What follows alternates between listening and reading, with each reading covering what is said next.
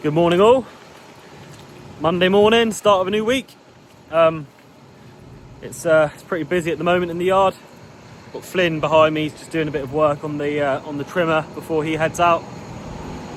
Andrew's currently cleaning the bunning silage trailer. Josh is cleaning off the whole crop header, just getting that one clean and tidy just to be put away, obviously until next summer. Currently we've got Folly and Harry just having having a look at the sprayer.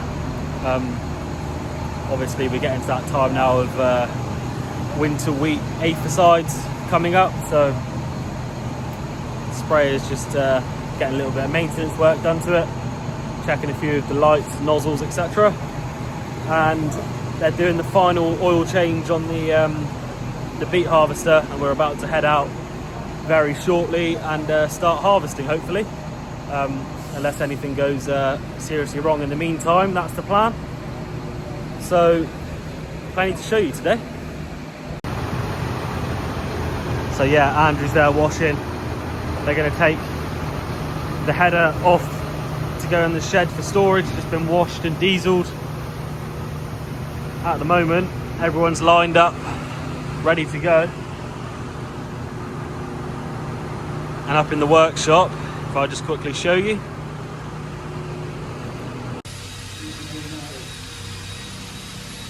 It's up in the workshop, just putting oil into the hubs. Hopefully have her out later on. So we are into the afternoon now. Just had Fergus up here, just going through some of the spray plans, etc. for some of our crops plus customers' wheat and rape plans.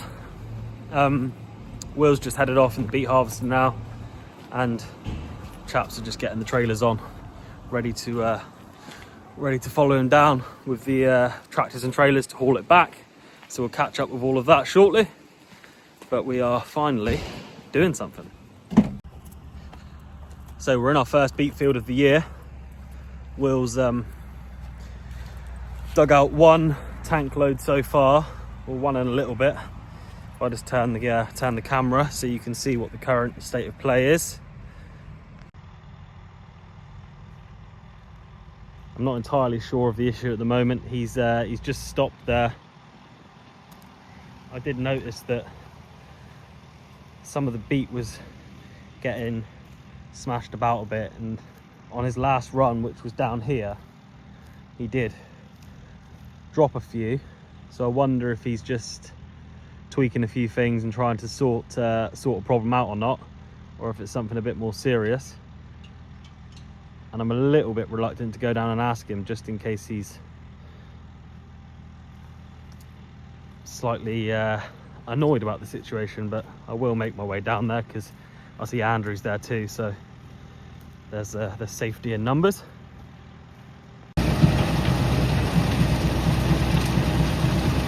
So that was the reason Will was out. Wasn't a breakdown, just needed to adjust a few things just to stop too much beet escaping.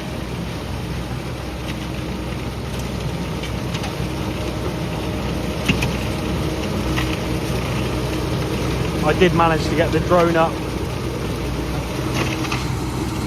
just a second ago, watch a little bit.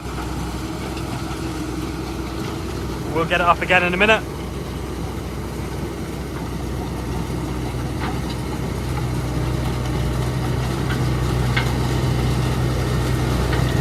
Unfortunately, it has started drizzling a bit.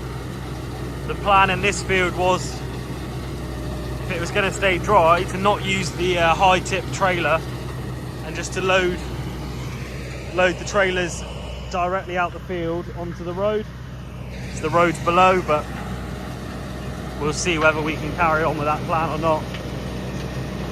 The wetter it gets, if you're digging while it's wet, you'll make a real mess in here with the tractors and trailers coming in and loading as well. But we'll see what the weather does. So as we quickly do a loop around the back of the machine here, you see the traffic going past. We're right in against the road.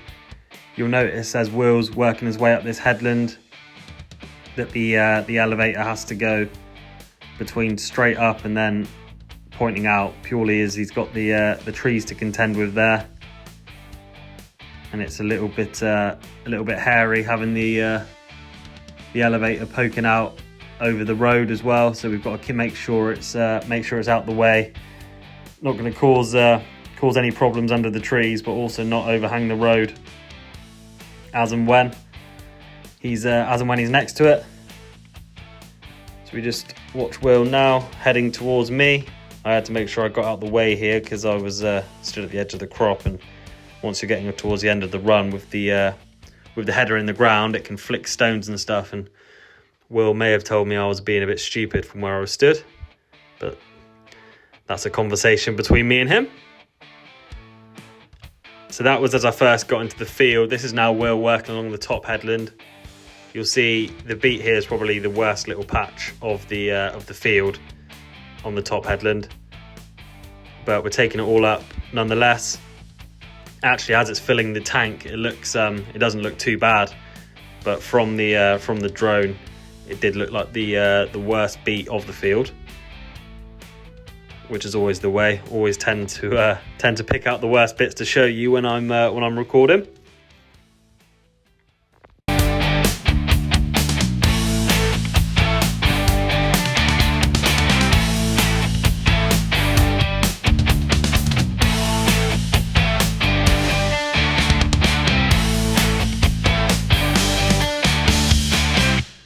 So with the beet harvester, it's definitely best to be using the drone to record it. As you can see, the tops fly towards you, as well as little bits and bobs of beet as they're going through the machine. But this gives you a good idea of what's going on at the front and then underneath the machine there as well. I'll just get above the machine so you can see the tank filling up.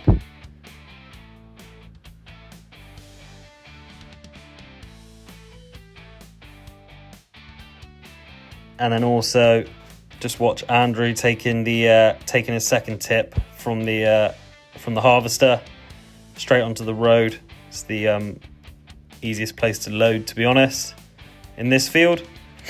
The high tip trailer isn't ready to be used. We haven't gone through it yet, and this field just allows us to do this, so it's the easiest option to get the beet harvest started.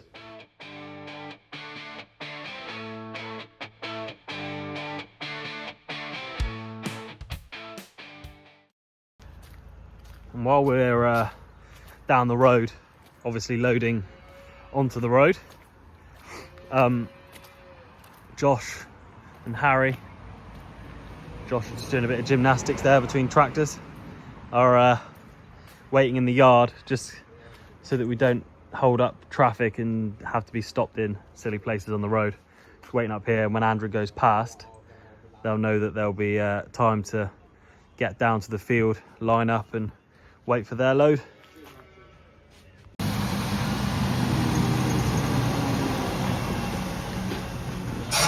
So Andrew's back here with the first load of beet for the season.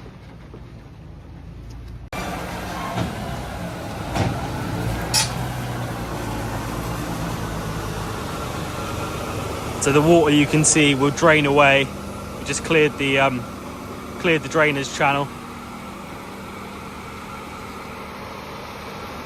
Watch Andrew tip this first load. Harry and Josh have gone back to the field to get their 2 loads. I imagine we'll just do the 3 loads tonight, and then we'll carry on again in the morning. And then tomorrow we can also potentially start washing some beet. We've got to change one bearing over from last week when we had a look at it. We've got to change one big bearing over, so we've got them ordered. They should come in tomorrow morning, so we'll get that sorted, and then beet will be well underway. So that's what a trailer of beet looks like once it's been tipped.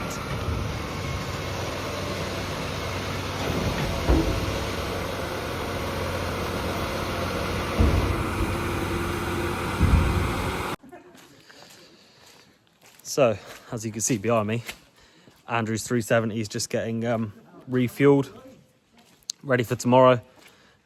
So that means they're just doing the one load each night. So 3 loads dug and tipped. As I say, tomorrow we should have the bearing for the beet washer and start washing and chopping. Spoken to Greg, the plant manager, and his plan is to start at 4 ton a day and kind of move up 4 ton every few days to start feeding. So won't be washing loads yet, but we'll make a start. Eventually that tonnage will obviously increase. The nature of beet and beet harvest is obviously that it stays in the ground until you need it as such, and it's not going to really be keep past about April. So all the beet's going to have to be fed in that kind of 7-ish month period. So they'll adjust their diet accordingly as and when the beet's coming in. And the fresh grass will kind of die off now and the beet will replace it in the diet. So that's the way that works. And we'll be back on it tomorrow. So thanks for watching today, and we'll be back in the morning. Flynn just wanted to make sure he was on the video because he's felt a bit left out today. Thanks for watching. See you tomorrow.